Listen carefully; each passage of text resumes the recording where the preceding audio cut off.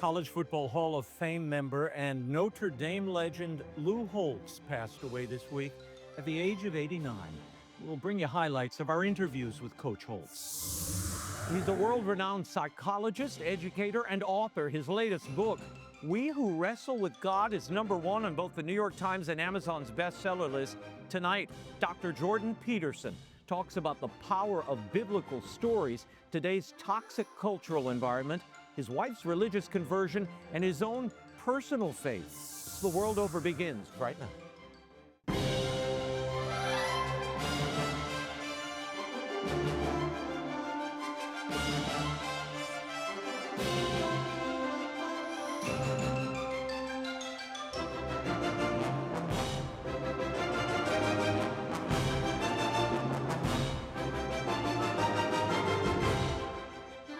Now, Raymond Arroyo.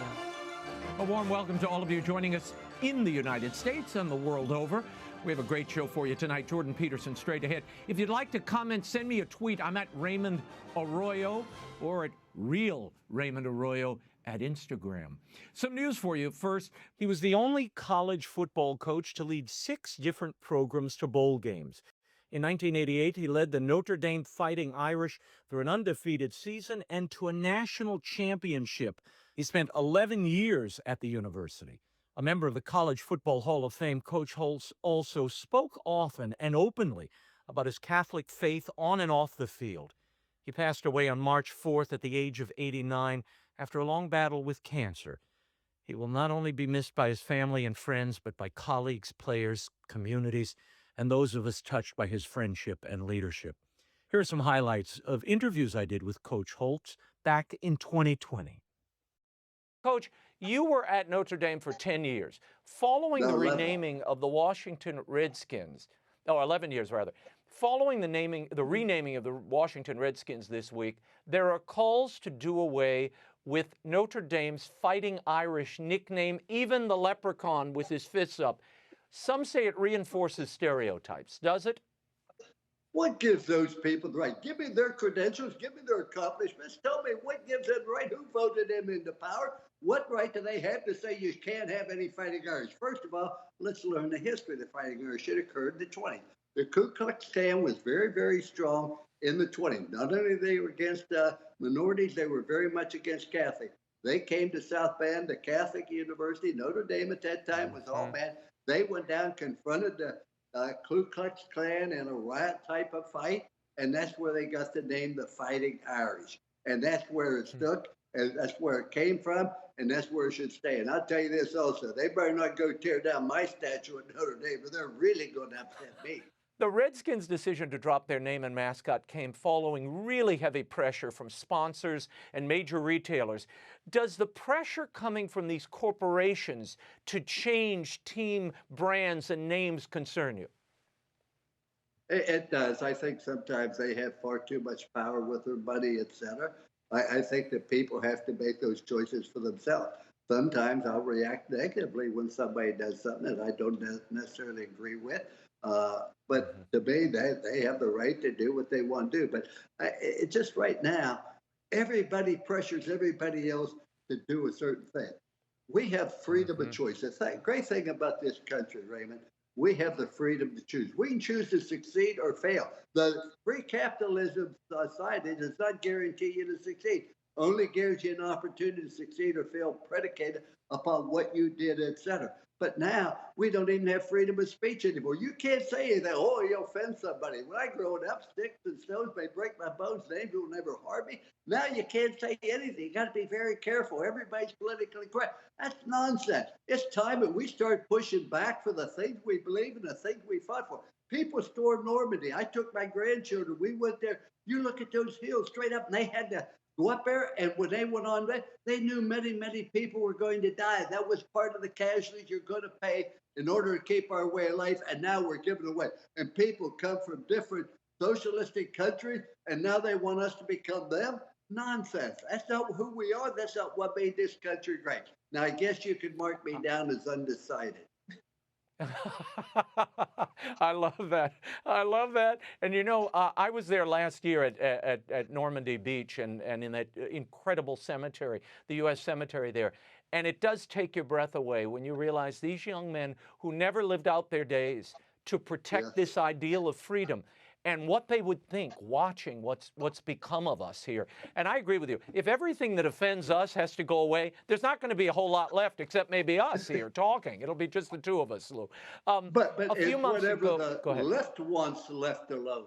Yeah, they can say anything they want. They talk about compassion and patience, etc. It's nonsense, you know. And I just think it's time people stood up. I was an officer in the Army, and I tell you, Raymond, I learned more in the military than I ever learned in the college classroom. And this country would be better. If I was president, everybody's going to serve 1 year in the military, men and women. You learn about sacrifice. You learn about what makes things great. You learn about teamwork. Everybody would look on this country a little bit different. You're probably right. A few months ago, you were interviewed and you spoke about how you and your wife, Beth, were part of a Bible study every morning, particularly during this COVID crisis. Now, you lost your dear wife, a devoted Catholic, a few weeks ago, and we want you to know we were praying for you and your family. Continue to pray for the repose of Beth's soul. How has your faith strengthened you over these last few weeks? You know, Raymond, that's a great question. Faith to me is everything. You have to have a faith and you have to have a belief. And I just pray all the time to make the right choices. When you have a faith, Raymond, doesn't mean you aren't going to have adversity, difficulty, things are going to go against you. What faith does, it enables you to understand them and to be able to cope with them. The one thing I've learned in being an old man, as I said, my birthday candles cost more than a cake, is you're always going to have problems. You're always going to have difficulties. You're never going to be without them. That's part of life. The whole life is how you meet those challenges, how you handle them. You're always going to have problems. And my faith and prayed on all major decisions and never left me wrong. And I've often said, you want to make God laugh, you tell him what your plans are. I'm at Minnesota. They want me to take the job, and I'm not sure. And my wife and my children are with me, and everybody's arguing about it. I said, we're all going to go in a different room. We're going to pray for a half hour. We're going to come back out and talk about it. After a half hour prayer in different rooms, they all come back. They were all in unison. I should go to Minnesota. However, when I prayed, one thought came to my mind. I should put in the Minnesota clause. In other words, if we accepted a bowl bid at Minnesota and Notre Dame offered me the head job, I would be free to go to Notre Dame because that was always my lifetime goal to coach it. So God answers prayers, maybe not the way you necessarily want it, but as I say, your faith enables you to handle the challenges, et cetera. And I think there are two things everybody ought to do every year. One, you ought to go to a wedding where you renew your vows and understand the commitment you made for sickness and health, better or worse, till death do you part. The other thing I do, go to a funeral once a year. And it was a beautiful funeral for Beth at Basilica at Notre Dame. She's buried on the campus there because you realize you aren't going to be here forever. Yeah. Well, God bless you, Coach. Thank you for those words, for your witness and your leadership at this time. Nobody has been a stronger advocate for the unborn than President Trump. The Biden-Harris ticket is the most radically pro-abortion campaign in history. They and other politicians are Catholics in name only and abandon innocent lives. That was college football Hall of Fame coach Lou Holtz speaking to the Republican National Convention last week. The president of Notre Dame, Father John Jenkins, issued a statement distancing the university from those comments, and Democrat presidential candidate Joe Biden fired back as well. Joining me now with his reaction to all of it is Lou Holtz. Coach, thank you for being here. There were speakers at the RNC last week who were there to specifically speak to the pro-life issue. Why did you choose to speak about it? Well, because I believe in it very strongly. I have a granddaughter that was adopted at birth. She's now a lawyer. She's married, expecting her first child 5 months. I think of all the great things and happiness she's brought in. Being a Catholic all my life, being raised and taught by the Sisters of Notre Dame and the various priests, that abortion is not the right thing to do. If you can't afford a child, I understand. If you don't want it because you feel inconvenient, I understand. But at least have the child, give it up for adoption. But I'm against abortion such as ninth month. I've looked back at what I said, and you know, I probably owe Joe Biden an apology because I can't really evaluate what's in his heart. But I do know this, that I don't criticize him. I've heard great things about him as a person, but I absolutely deplore the policy they have of 9-month abortion. I can criticize the performance. I'm not criticizing the performer, and that was what was misinterpreted on this. In an interview last Thursday, Joe Biden defended himself in the wake of some of these comments. Listen what he said. Look, I'm not going to proselytize. I'm a practicing Catholic. I've been a practicing Catholic my whole life. I practice all the elements of my faith. Your thoughts on Biden's response, Coach, but what does private practice of the faith, personal piety, have to do with the public support of abortion? As I said, Raymond, I don't want to criticize what's in his heart, what he believes, but I do know this, that to me, if you're a Catholic, you do not really advocate abortion, particularly late-term abortion. And he's also made the comment, as I understand it, if elected president, he would declare war again on our little sisters of the poor. I mean, for 200 years, they've been dealing with the elderly, et cetera, and they have religious beliefs. And all of a sudden, we're going to say, no, you got to believe this, you got to do this because we say it. I am just. It goes more than just abortion. It goes to a lot of different things. We're talking about a way of life. We're talking about capitalism versus Marxism. There are so many things involved in this. Everybody wants to narrow it down to one little sentence you said or something else. But I'm an old individual. I worry about my grandchildren. I worry about my children. What made this country great? Why do we have a wall? Not to keep people in. There are millions of people who want to come because it's been the most productive society history has seen the last couple hundred years. And that's what we're fighting for. That's what we're defending for. And abortion happens to be just one of the phases of it that I believe in strongly. The president of Notre Dame, Father John Jenkins, released a statement after your speech, Coach. He said, while Coach Lou Holtz is a former coach at Notre Dame, his use of the university's name at the Republican National Convention must not be taken to imply that the university endorses his views, any candidate or any political party. Moreover, we Catholics should remind ourselves that while we may judge the objective moral quality of another's actions, we must never question the sincerity of another's faith. Now, I know Notre Dame means a lot to you. What was your first reaction to that statement, Coach, when you read it? Well, I have great respect for Father Jenkins. He's been an outstanding president. He's provided great leadership there. But he knew, and everybody else in the country knew, that I wasn't there as a representative of Notre Dame. I happen to say, as I told the players at Notre Dame, if you didn't show up, who would miss you and why? If you didn't go home, would anybody miss you and why? Raymond, if your show ceased to exist, would your listeners miss it and why? The people you miss are those that add value to other people's lives. That's all it was. It wasn't I'm Notre Dame, and everybody in the country knows I'm not a spokesman for the University of Notre Dame. But I have great respect for him. I'm not going to criticize, but anything else. He has his opinion, I have mine, but I'm not going to be silenced. I'm not going to be intimidated. These are things that I believe. My wife is buried at Notre Dame. I may not be welcome to go visit her, and if I'm not buried next to her, I don't think she'll even notice. Well, I think you'll make the cut, Coach. I mean, but it shows a certain sensitivity, I think, on the part of Notre Dame, wanting to avoid any kind of controversy. But it's a Catholic university. I mean, that's the foundational principles and the morals that people equate with Notre Dame. What you were articulating. What really surprises me is how many priests are pro-abortion. And you know, I've had so many Catholic universities, I'm talking about presidents of universities, write me and thanking me for my stand on it. But as I said at the top of the show, Raymond, I wished I hadn't worded it as such, the Catholic in name only, because I can't judge that, but I certainly condemn the policies that he advocates, and I think is detrimental to this country. I've been seeing a lot of email traffic, I will tell you, in the last week from alumni who were celebrating your speech and said, you know, thank God somebody's out there saying these things. What have you been hearing? Well, I get a lot of mail. Most of it is very positive, but I don't run a focus group. I don't say, okay, I've been against I've been all for all the destruction and the rioting and everything else.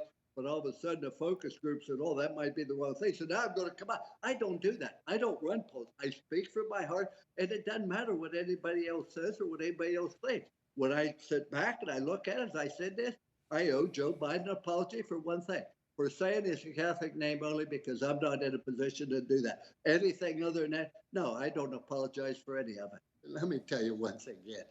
I don't care what anybody else thinks. I know what's in my heart. I try to please the Lord. I used to try to please my wife, but I lost her 6 weeks ago.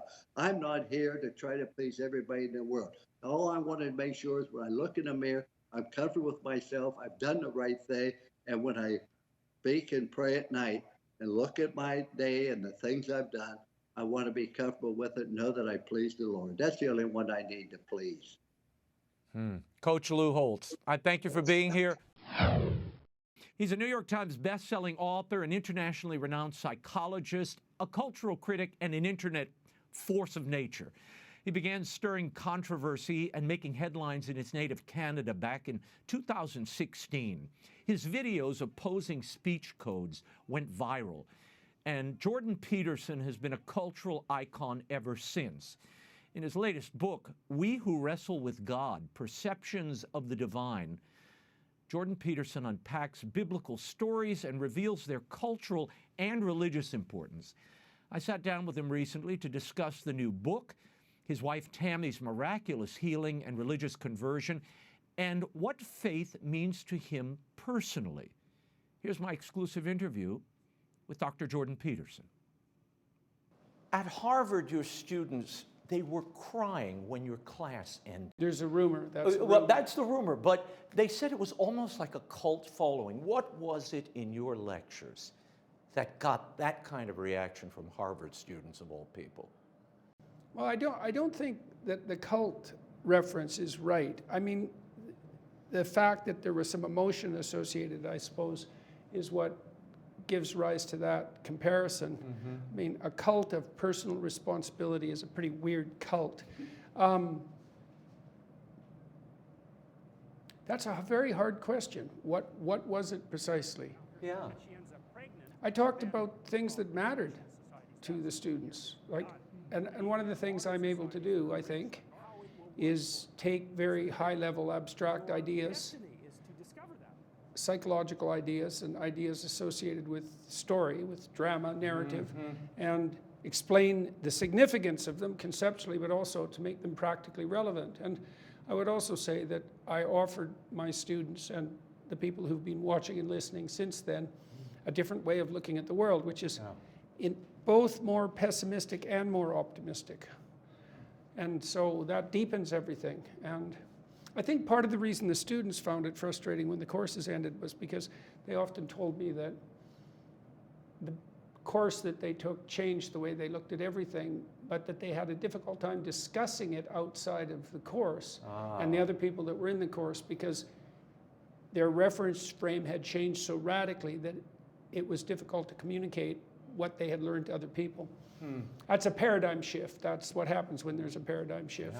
Yeah, and when there's no support around, no one else is thinking that way. Right. Once you catch some of the fundamental reference, then you can understand the totality of the system of thought that I'm putting forward, but it's very hard to understand otherwise. One of the focuses of your study was the psychology of religion, I discovered. What did you principally find through that study? Long before you came to this new book, We Who Wrestle with God. You've been wrestling with God a long time, it seems to me. First of all, what drew you to the study of the psychology of religion in the first place? It wasn't so much the study of the psychology of religion as it was the study of the psychology of evil. And that was really the focus of, well, my first book, Maps of Meaning. It turned into an analysis of the psychology of religion, but that was a side effect of the original pursuit. I mean, I became obsessed with the idea of evil, with the reality of evil, when I was about 13. And I did the first serious academic work I ever did, insofar as you can be serious when you're 13. And there are differences in degrees and seriousness at all ages. I started to read about totalitarianism and about the Holocaust and Nazi Germany, and became more and more deeply convinced over about a 10-year period that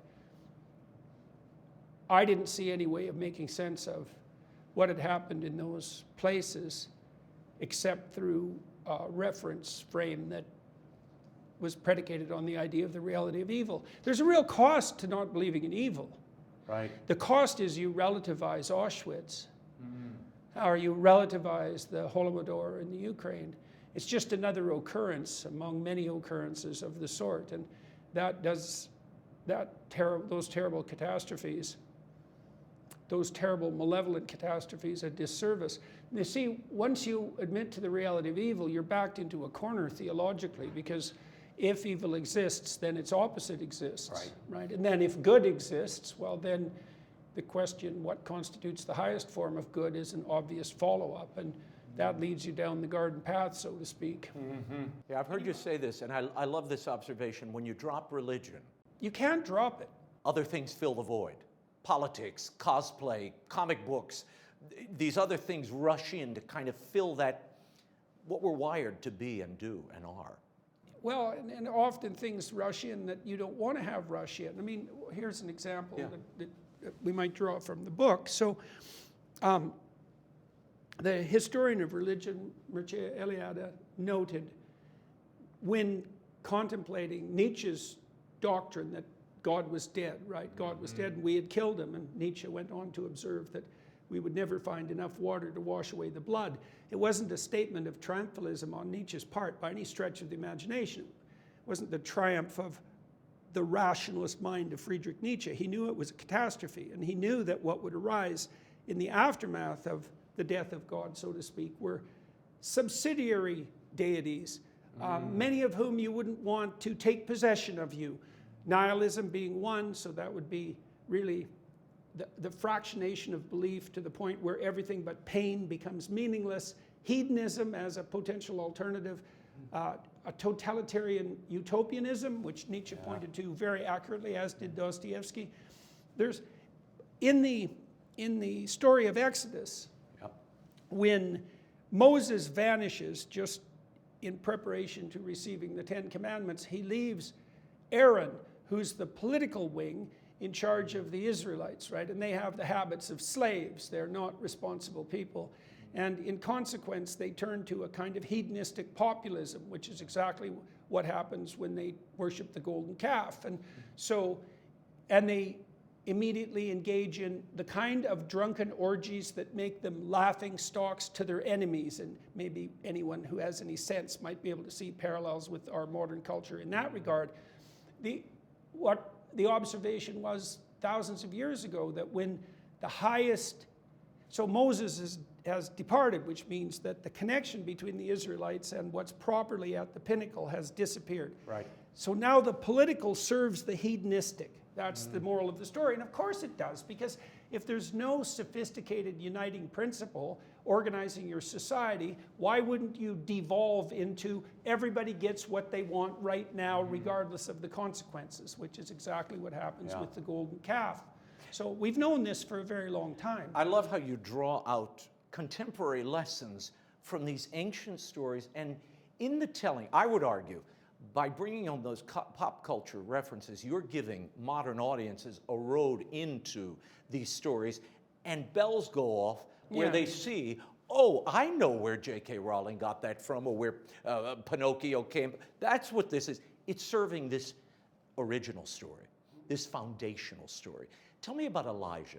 You spend a lot of time in this book on Elijah, and how Elijah, the prophet, the first major prophet, how he is key to our understanding not only of our relationship on earth, but our relationship to God and God to man. Well, so one of the characteristics of the biblical library, because it is a library, it's a collection of stories, is that it's a collection of stories, each of which provides a different characterization of God, or you could say a different definition, because one of the questions that a wise person might have about the religious, especially in relationship to God, is just exactly what or who are we talking about? And the biblical answer to that is complex, because God, as the complex opposite of evil, let's say, is a character who can only be characterized by illustration or example, and example of multiple types. So for example, in the story of Noah, God is the voice that calls to the wise to prepare when trouble is brewing. And then you might ask yourself, well, do you believe in that? And the answer is, well, if you're wise and you have an intuition that trouble is brewing, do you hearken to that intuition and prepare? And if the answer is yes, then you believe in it. Now, the Bible insists that that voice is the same as the voice that comes to Abraham, say, although the voice that comes to Abraham is the voice that calls to adventure. Right. And so I love how you set him up as the Abraham and the call to adventure. Yeah. That this is a huge adventure, and it's a family adventure. It's a sacrificial adventure. Tell us about that. Well, let's go back to Elijah. When Christ is transfigured on the mountain, 2 prophets appear with him, right? Moses, well, that's understandable. And Elijah, well, that's a lot more difficult because Elijah, compared to Moses, at least in terms of length of text devoted to him, is a much more minor character. Right. And the story is more archaic and more subtle. But there's something very remarkable about the story of Elijah, even from the perspective, you might say, of evolutionary biology, evolutionary cognitive biology, because Elijah is the prophet who sets himself up against the nature worshippers, right? So he battles with the prophets of Baal, and Baal is a nature god. Now, we've reverted to nature worship in the modern world. The whole modern environmentalist movement is nature worship. And we could go into why that's pathological. It's pathological not least because children generally end up sacrificed to nature gods, which is exactly what we're doing right now, by the way. But Elijah sets himself up against Baal, against the prophets of Baal, and he emerges as victorious. And he's persecuted because of that by Jezebel, who's the evil queen who is on the side of the nature worshippers, right? Aligning the feminine in its pathological mode of being with nature worship, which is also something that's happening now. One of the realizations that Elijah has, given that he's not a worshiper of nature, is the nature of the God that isn't a nature God. So Elijah, when he's hiding out in a cave after being chased away by Jezebel, fearing for his life, and he observes a thunderstorm and an earthquake and essentially a hurricane or a tornado, these massive manifestations of nature, Right. which are awe-inspiring, and which you could imagine have their roots in like a divine natural energy. And Elijah realizes that God is not in the storm or the earthquake or the conflagration, but he's the still small voice within, the voice of conscience. And so it's a remarkable conceptual transformation. First of all, because the voice of conscience isn't something that commands. It's something that suggests, right? And the voice of conscience is also something like an autonomous spirit that acts within. So your conscience tells you things about how you act that you don't want to hear. And so you might ask yourself, well, where does that come from? Right. What's its origin? And why is it that although you don't have to listen to it, you don't have to hearken to it or abide by it, you also can't control it? It has its own autonomous nature. And the insistence in the text that describes Elijah is that the voice of conscience is equivalent to the voice of adventure that comes to Abraham, and also equivalent to the voice that comes to Noah to advise the wise to batten down the hatches when trouble comes. And so it's a remarkable transformation in 2 ways. First of all, it detaches people from worship of the obvious, let's say nature. And second, it makes the relationship with divinity something that's personal and much more psychological. It's like God is the small voice that comes to you from within that indicates, not least by shaming you in front of yourself, that you're deviating from the divinely ordained pathway.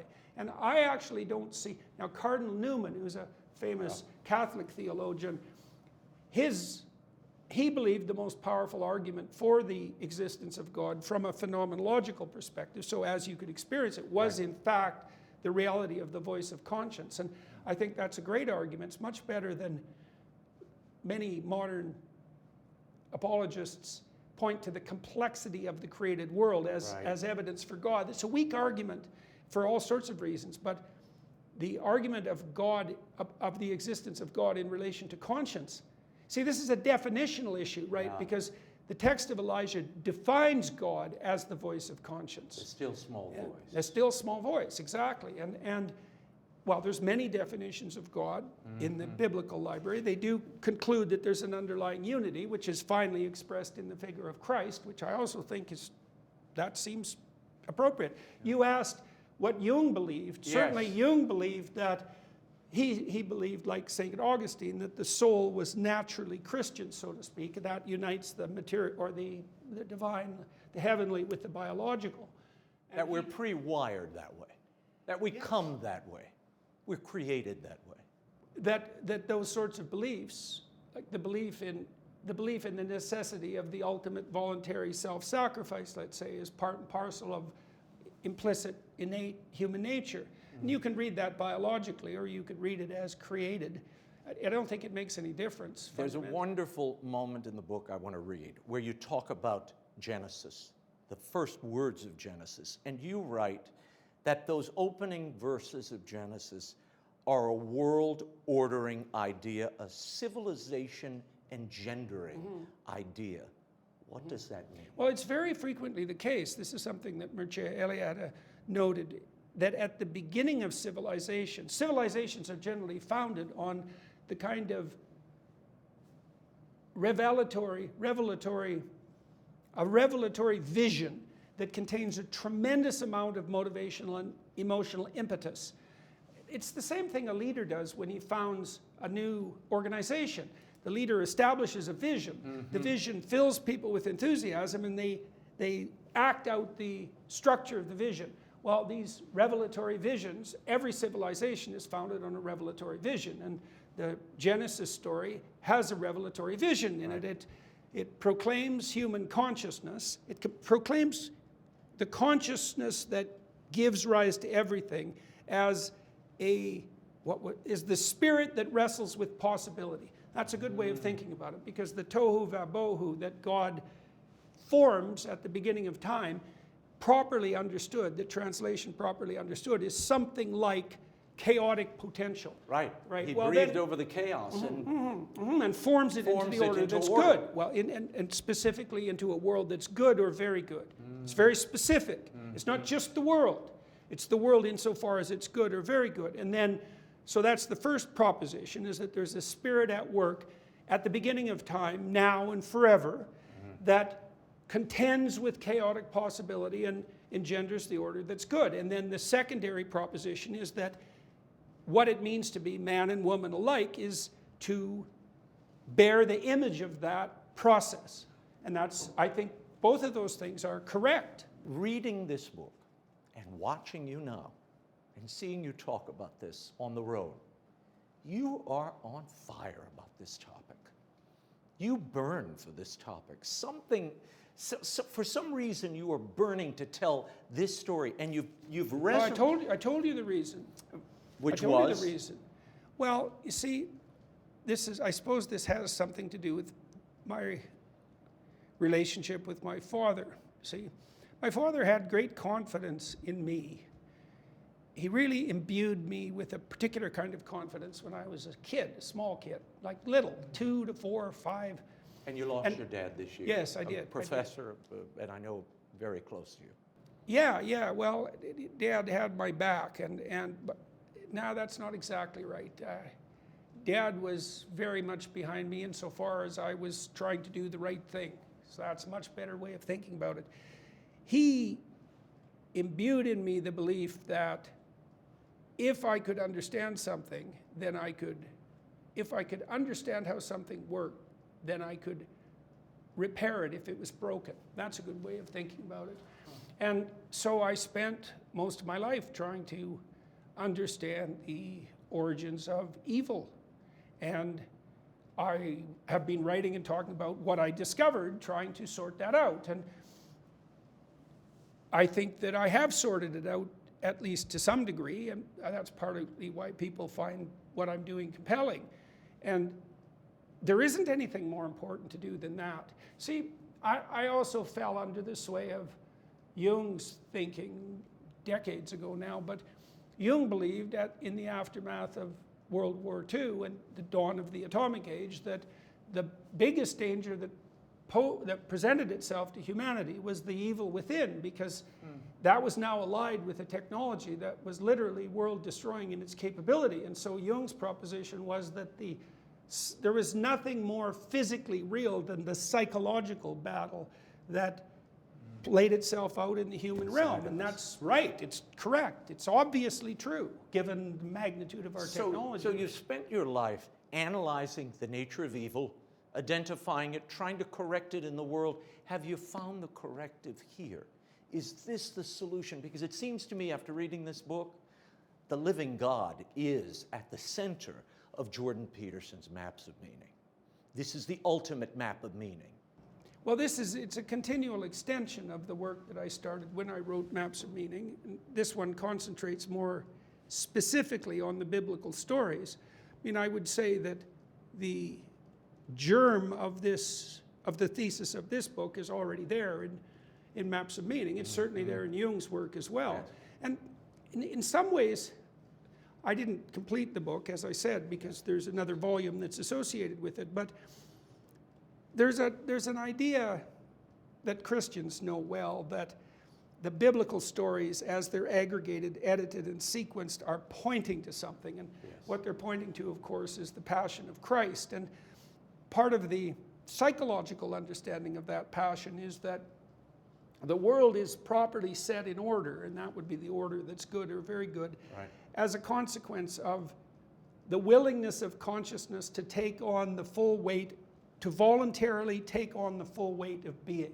And that would be mortality, suffering, and also malevolence. And so that's all part of the passion story, right? Because there's betrayal and death, and also the harrowing of hell, the confrontation with malevolence. And all you have to do to understand why that has to be true is to consider the alternative proposition, which is that the world is set in the order that is good as a consequence of people's voluntary willingness to shrink away from the challenges of existence. Well, that's a preposterous claim.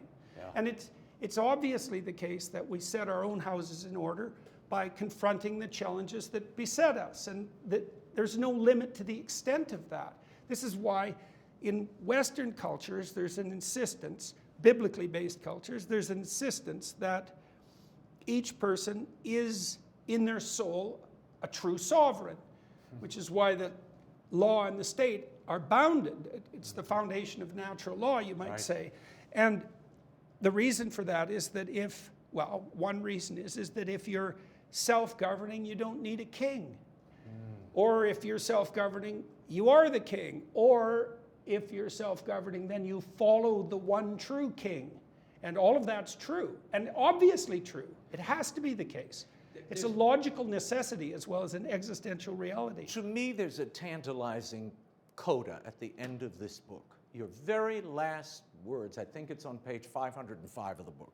You write, in Latin, well, first you ask the Nietzsche question, is God dead? You say no. And then you write, in Latin, God is reborn. What does that mean to you, and why did you end the book that way? Well, the whole book and its companion are an explanation of exactly that. Look, Iliad, as I said, pointed out that God has died many times in human history. Like, it's the presumption of the Enlightenment West that people were superstitiously religious until the Enlightenment struck, and then we realized the foolishness of our superstitious preoccupations and the fantasy world that we lived in, and we dispensed with the idea of the transcendent, and now we're all empiricists and scientists. It's that God has died many times in human history and been reborn, many, many times. And you see that in the Exodus story. When Moses disappears, the voice of the prophet, and the people fall into hedonistic golden calf worship. It's exactly the same thing. There's no removing, there's no eradicating the central unity that characterizes the human spirit without eradicating the human itself. It's bound to rise again. I pointed out, for example, in the book that you see that motif in the Pinocchio movie, for example, which and people, again, are what would you say? They're contemptuous of these dismissive of that. Yeah, but they're fools. No, it opens doors of understanding, I think. What people are doing when they watch something like an animated movie, especially a masterpiece like Pinocchio, is they're doing something magical. Everyone knows that it's drawings. There's nothing about it that's real, and yet it's gripping. It's gripping enough to evoke emotion. And there are elements of it that people swallow and accept without understanding even that it's a complete bloody mystery that they would do that. So, for example, in one, it's the climax scene of the entire movie, essentially, when Pinocchio finds his father languishing in the belly of a whale. And that's a death of God motif. And so the father is languishing in the underworld because the son, the divine son, is absent. That's precisely what's happening. That's and what people they're understand that, which is why they accept that as a plot line. And then Pinocchio masters fire, that's the first thing he does, and he rescues his father from the belly of the whale. And that not only redeems his father, defeats the monster of chaos, which is a recapitulation of the early chapter or the earliest sentences of Genesis, but that's also what redeems him and stops him from being the puppet of forces he doesn't understand, which include, by the way, in the movie, hedonism, that's Pleasure Island, pride, deceit, that's the proclivity to be an actor, and neurotic suffering, which is it's a trip to Pleasure Island that's the medication for neurotic suffering in the movie. They nailed it, and they nailed it perfectly. Yeah. But you know what your critics will say? Your critics will say Jordan Peterson is reducing or putting the Bible, these ancient beloved stories that many Christians believe are true, that you're putting them on the same plane as a fairy tale. Yeah. And that upsets them, because this is the Word of God and that isn't. Even though it's reflective. Well, God's a tricky character, and he tends to show up in places you don't necessarily expect, and also on occasions when you'd rather he wasn't there. So it's like I said, it's easy to be dismissive, but that doesn't speak of anything approximating wisdom. On page 501, you write, God calls us to be who we truly are, like Abraham and Sarah, who they truly are. Who do you truly want to be, and who are you being called to be, do you think, through this work? Well, that's something you figure out as you go along, right? I mean, in the Abrahamic story, you see, the Abrahamic story is an account of sequential transformations of personality, upward aiming transformations of personality. So what Abraham is essentially doing is climbing Jacob's ladder, right? And he makes a sacrifice at each major point of transformation. And you sacrifice at a point of major personality transformation because when a new field of opportunity opens itself up to you, you have to dispense with things that are no longer appropriate to your new circumstances. That's a sacrificial gesture. The magnitude of the sacrifices that Abraham is called upon along the way increase, right? They culminate in the demand that he sacrifice his son, which is something that doesn't occur, right? He's willing to act it out, but it doesn't occur. Well, we don't know what Abraham's destiny is. God tells him that if he follows the spirit of adventure, that he'll be a blessing to himself, to other people, that he'll establish something of permanence, and that he'll do that in a way that's beneficial to everyone. How that's going to occur, well, the devil's in the details, and that's the case for every life, is that there's no limit to upward movement, and there's no predicting the outcome, which that's why it's an adventure. I don't have any idea I have no idea what's going to happen. Do you feel you're on that upward movement and part of that adventure? Well, I'm definitely on an adventure because I have absolutely no idea what's going to happen to me even minute from minute. And I don't look out more than about 6 months, partly because there's no point in doing so. Things are so unpredictable now, and things are changing so rapidly that that's sufficient horizon. But speaking of that, your wife, Tammy, was diagnosed with this horrible cancer, very rare cancer, was given 10 months to live. A friend brings her the rosary, they start praying the rosary. She has a major conversion through this experience. She's healed, essentially. Yeah, and looks like it. It looks like it. And she tells your son at one point, you know, the doctor, he's a man and he has his opinion. Maybe he's right, maybe he's not right. The only way to know is God, because God will decide when I die. Did that and her example of trust change your vision of faith at all, or deepen it? I don't know if it was exactly trust. It's a funny way of thinking about it. It's not like Tammy. See, it depends on. Well, she's trusting God, Jordan. Well, but either way, you see, that's the thing, is if you're listening to that account casually, you'd think that Tammy would have trusted God to heal her, let's say. That isn't what happened. What happened to her was that she was willing to aim up regardless of the outcome, and willing to let that go wherever it was going to go. And that could mean that her life continued. It could mean that it didn't. It didn't matter. And so one of the things that was remarkable about the way that she conducted herself while she was ill, and mortally ill as far as we were all concerned, was that she conducted herself in an exemplary manner. And that was the miracle. I mean, she did survive her cancer, which is something very difficult to account for. But the miracle, I would say more precisely, was in the equanimity that was manifested in the equanimity with which she confronted her fate. And that was, and I do believe that this is the case, because one of the promises in the biblical texts is that God walks with you in precise proportion to your existential courage. And I think that's true clinically. I mean, one of the things that clinical psychologists have discovered in the last 100 years in every subdiscipline, including the psychiatric, is that if people are willing to confront the things that they're afraid of, that they despise, that they're contemptuous of, even that they're disgusted by, if they're willing to confront them voluntarily, they don't get less afraid, they get braver. Yeah, that more of their character reveals itself, and there doesn't seem to be a limit to that. And so there isn't any difference between that claim than the claim that if you confront what terrifies you voluntarily, then the spirit of the God of your forefathers walks with you. I think that's exactly right. Now, what that means, well, all of the meanings of the biblical texts fade out into our ignorance. We can never say what they're about in the final analysis. We know that, for example, in consequence of the account of Moses' encounter with God. At one point in the story of Moses, God rewards Moses with a divine vision, but he hides Moses between two cliffs, essentially, so he can only see out a crack, and then he only gets a glimpse of God's back as he walks by. And that points to a variety of things. It points to the fact that in the final analysis, God is beyond all understanding, and perhaps even beyond all tolerance. You can't live through a full exposure to the infinite, let's say. It would break, it would shatter you in pieces. But it also points to the fact that,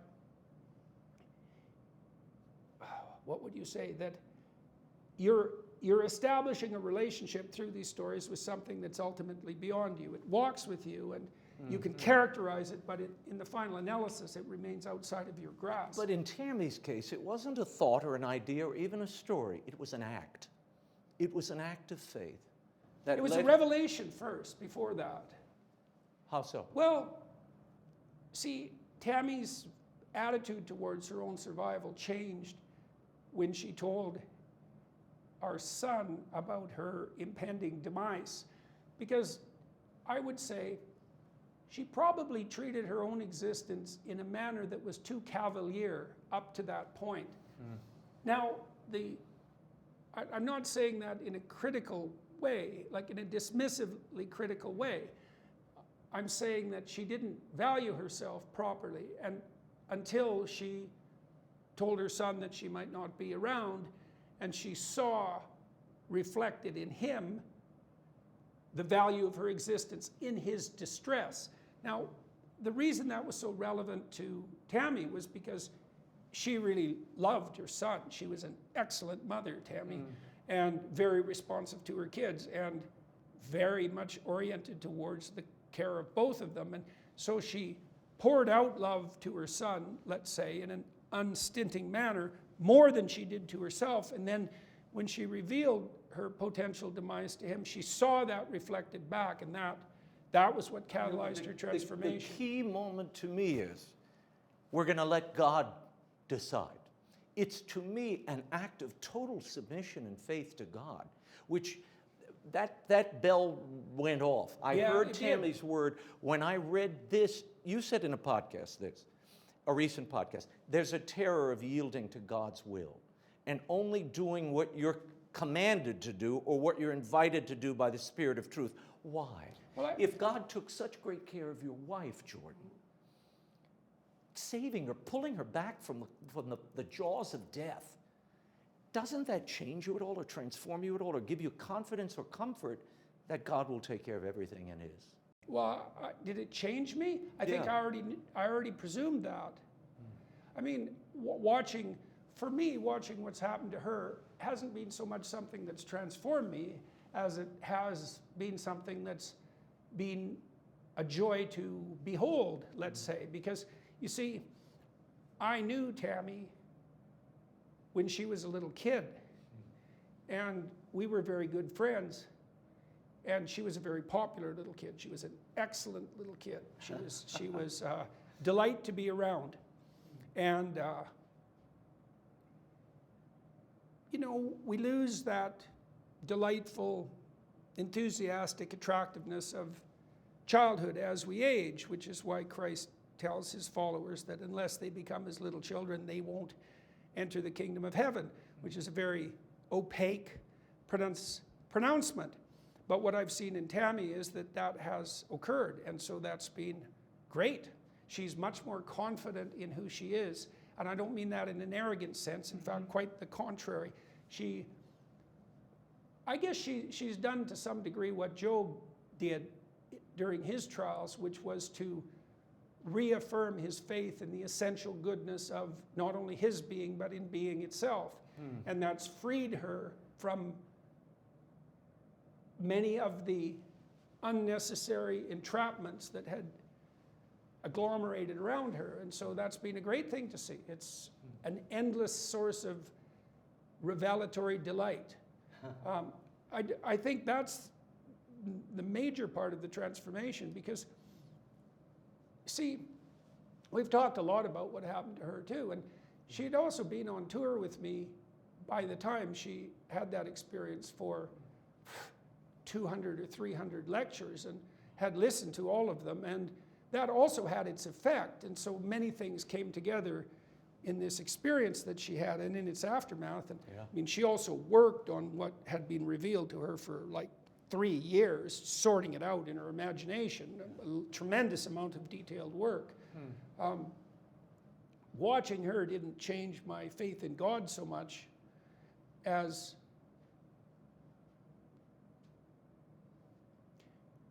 well, I already had a deep love for my wife, but it's been a wonderful thing to see that the truth has set her free. Right, that's a great thing. If you love someone, you see, when you love someone... The vow you made when you were married, to tell the truth. Always tell the truth. Yeah, well, she had been doing that, but there are depths of truth, right? There are layers of truth, just like there are layers of falsehood, and it's very difficult to get to the truth itself. That's for sure. It's a journey into Dante's Inferno. Absolutely, 100%. And so that's a very difficult thing to undertake. But she's done that very forthrightly, and it's been nothing but good for her. And it's a wonderful thing to see. And so now, has that increased my faith in God? Yes. Well, like I said, it was already there to a large degree. I mean, I had decided a long, long time ago, like in 1985, that I was going to see where pursuit of the truth might take me. I've been doing that for a long time. Even if it led you to God? Well, I think that the decision to let truth take you where it will is the decision to put yourself in the hands of the Spirit that bloweth where it listeth, right? That's the same thing. You know, modern people are obsessed with the propositionalization of the religious. They believe that what you say you believe is true is what you believe is true. And I'm afraid that that's part of it, but it's by no means all of it. And it isn't obvious to me that it's the main part even. And so Abraham, it isn't that Abraham proclaims his belief in God that's the key element of the story. It's that Abraham is willing to become the captain of an armed legion and and the terrible realities of battle and of the corrupt city that's emblematic of his faith. And this is something that I would say that Western religious tradition, because of our emphasis on the propositional, that's an Enlightenment emphasis, is we've lost sight of the fact that the religious is something you act out, not something you state. Is this Jordan Peterson's act of faith? Well, let's see, is it an act of faith? Well, everything you actually do is an act of faith. But is this book an act of faith for you? Everything I do is an act of faith. Now, whether I'm doing it perfectly or not, that's a whole different question. But you can't write a book without everything you do that you do in spite of the evidence, let's say, or in absence of the evidence, is an act of faith. Certainly to undertake a book. Well, when you get married, it's an act of faith, because what the hell do you know? When you take on a new job, well, you don't know anything about what it's going to be like to be married. It's true. You don't know what's going to happen when you take on a new job, or when you move to a new city, or when you make a new friend, or when you start a new business. All of those things are done in the spirit of faith in the unknown, unless you're being manipulative and deceitful, in which case you just have faith in manipulation and deceit. So you're stuck with faith. Every being that's ignorant is stuck with faith, clearly, because you don't have the evidence at hand. Well, I am delighted you had the faith in us to do this interview. It's been a thank delight. you very much for coming. I wish we could do another hour. It's awesome. And the book, We Who Wrestle with God, will keep wrestling. Yes, well, good luck with that. Well, this is a good start. We Who Wrestle with God, Perceptions of the Divine by Dr. Jordan Peterson is available now at bookstores everywhere and online.